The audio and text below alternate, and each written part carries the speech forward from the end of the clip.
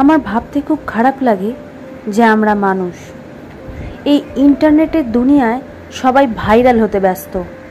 কারোর যে বিপদ হয়েছে, কেউ মরে যাচ্ছে, তাকে হেল্প করার জায়গায় মানুষ এখন ভিডিও তুলতে ব্যস্ত, কারণ তাকে যে ভাইরাল হতে হবে।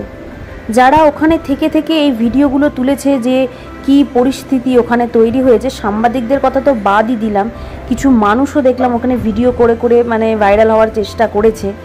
তাদেরকে আমার মানে সত্যি মানুষ বলতে ভাবতে খুব মানে ঘৃণা হচ্ছে, এই কারণে যে এই পরিবারটা তো আমাদেরও হতে পারত। লাকিলি আমরা বেঁচে আছি। বারবার একটা কথা কি মনে হচ্ছে জানো, যে ওই ছাদে, মেডিকেল কলেজের ছাদে মনে হয় কোনো যমদূত এসে বসেছিল। তারা জানতো যে এই মানুষগুলোকে আমরা নিয়ে যাব।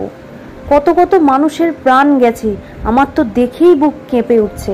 কি করে মানুষ ওইভাবে ভিডিও করে সেটাকে প্রকাশ করছে, আমি সেটাই বুঝতে পারছি না।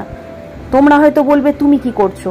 আমি এইটাই বোঝাতে চাইছি যে মানুষ যখন কোনো বিপদে পড়ে তখন ভিডিও না করে তাকে হেল্প করার চেষ্টা করুন।